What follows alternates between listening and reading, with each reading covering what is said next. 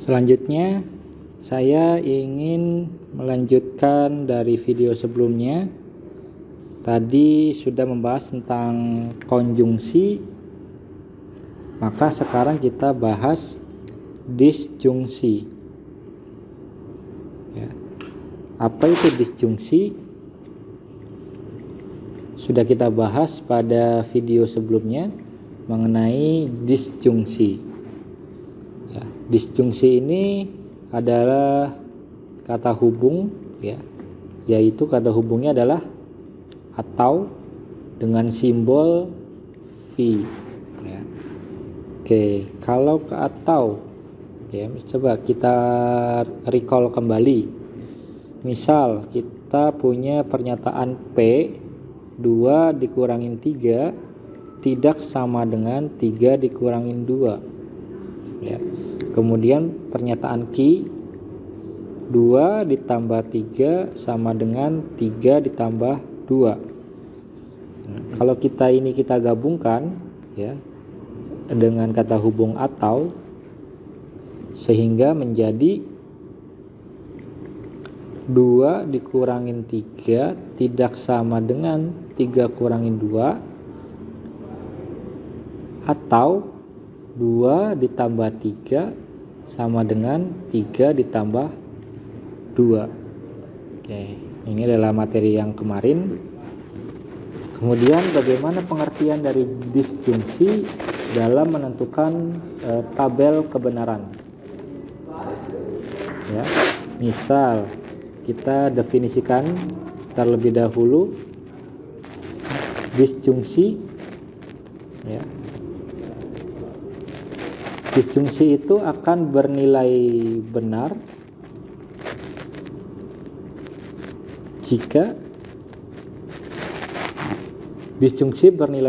jika paling sedikit, ya, namanya paling sedikit pasti ada satu, ya, paling sedikit ada satu komponen, ya, komponennya yang bernilai benar, ya. Jadi kalau ada salah satu benar, ya, minimal adalah salah satu benar. Jika paling sedikit satu komponennya bernilai benar, maka akan bernilai benar. Nah, disjungsi ini di dalam beberapa referensi ini akan dibagi menjadi dua, yaitu disjungsi inklusif dan disjungsi eksklusif, ya. Namun dalam tabel kebenaran yang akan kita pelajari yaitu mengenai inklusif, ya. Untuk definisinya kita cukupkan sampai sini dulu. Kita coba lanjut ke tabel kebenaran dari disjungsi. Oke, bagaimana tabel kebenaran dari disjungsi?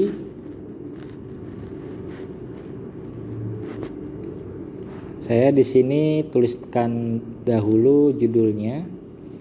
Ini tabel kebenaran dari disjungsi. Misal di sini saya punya pernyataan P Q seperti biasa, seperti yang tabel konjungsi sebelumnya. Karena ini disjungsi, maka kita ganti kata hubungnya menjadi disjungsi, ya. Ini ya disjungsi. Oke, selanjutnya misalkan pernyataan P ini saya tulis benar, salah, dan Q-nya adalah benar, salah. Tadi berdasarkan definisi bagaimana? Disjungsi akan bernilai benar jika paling sedikit, paling sedikit ada satu komponen yang bernilai benar.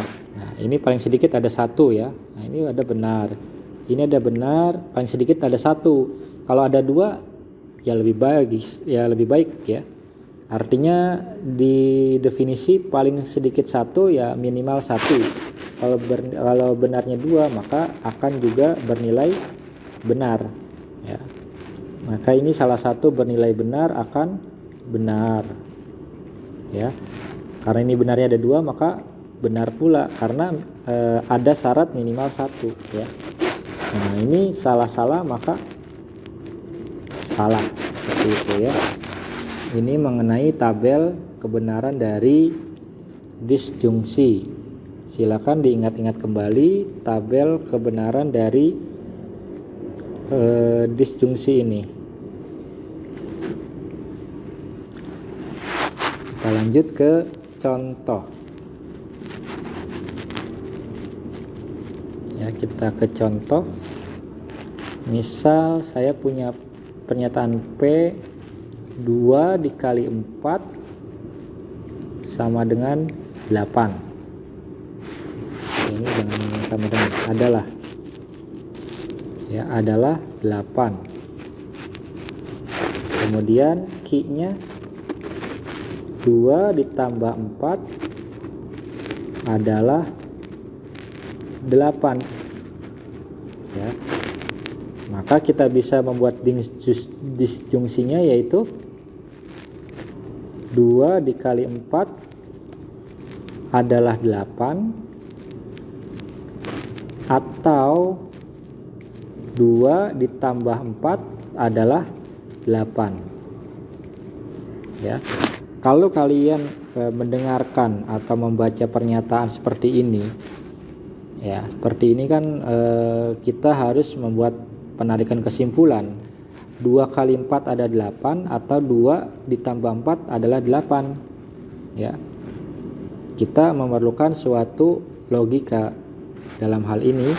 Misal di sini 2 kali 4 adalah 8. Benar tidak secara dalil atau secara fakta 2 dikali 4 adalah 8? Benar ya. 2 ditambah 4 adalah 8. Benar atau salah? 2 tambah 4 adalah 6. Karena di sini 8 adalah salah ya. Sehingga di sini P disjungsi Q-nya yaitu BS. Di sini mana BS? Nah, ini ya. BS, maka bernilai benar. Ya. Maka di sini bernilai benar. Berdasarkan tabel kebenaran dari disjungsi. Nah, kemudian ada lagi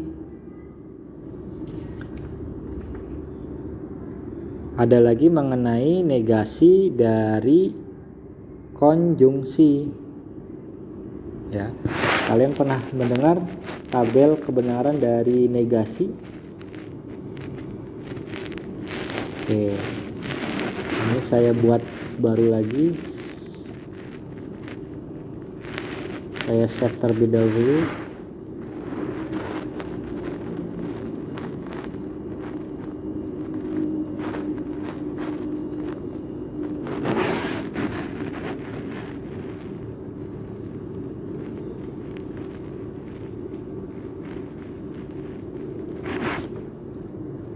Oke, kita lanjut. Apakah kalian pernah mendengar mengenai nilai kebenaran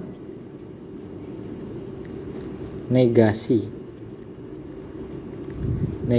dari konjungsi? Misal seperti ini. Kita biasa memerlukan dua pernyataan. Ini adalah P dan Q. P ini benar-benar, ini salah-salah, seperti itu. Kemudian Q-nya adalah benar-salah, benar-salah. Nah, karena di sini adalah negasi, kita buat terlebih dahulu negasi dari P, yaitu SS BB. Kemudian negasi dari Q-nya yaitu S B, S, B. Nah, kalau P dan Q, masih ingat P dan Q? Ketika kedua-duanya benar maka benar, ya. Jika salah satunya salah maka salah. Ini adalah P dan Q. Nah, bagaimana ketika negasi P? Bagaimana jika P dan Q tetapi dinegasikan, ya. Tapi itu kita sudah punya P dan Q. Nah, kini tinggal dinegasikan. Negasi dari B yaitu S, negasi dari S yaitu B. Seperti itu. Kemudian kita juga bisa menuliskan yang ini, sebetulnya pun sama dengan kita menegasikan satu persatu. Negasi P dulu, kemudian karena ini kita pengerjaannya satu-satu, ini awalnya dari dan, maka berubah jadi atau, ya. Nah, sekarang kita lihat negasi P di sini, negasi P S dan negasi Q. Negasi Q S. S atau S adalah ingat definisi dari kebenaran untuk konjungsi. Jika salah satu komponennya benar maka benar. Nah, ini salah satu benarnya tidak ada salah satu benar, ya. Ini semuanya S, maka bernilai S. Nah, ini salah satunya benar, ya. Ini pun sama, salah satunya ada yang bernilai benar, dan yang terakhir ini bernilai benar semua, ya. Maka di sini benar semua, ya. Sehingga ini akan sama, ya. Sehingga di sini akan sama ketika P dan Q. Nah, ini P dan Q dinegasikan dengan negasi satu-satu, negasi P, kemudian negasi Q, dan kita buat dengan kata hubung atau, maka hasilnya pun akan sama. Inilah yang disebut dengan nilai kebenaran negasi. Dan masih banyak lagi untuk pelajaran kebenaran dari negasi. Kita nanti akan belajar sedikit demi sedikit, sehingga berdasarkan uraian ini kita bisa menuliskan sebuah definisi atau konsep.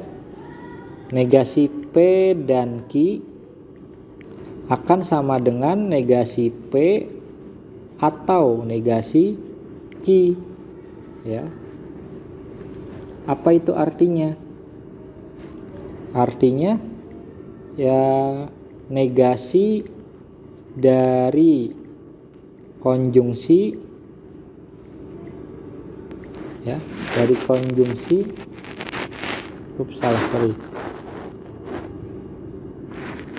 negasi dari konjungsi dua pernyataan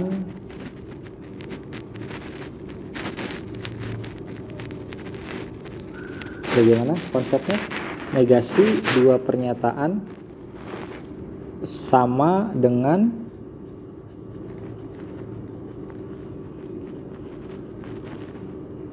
disjungsi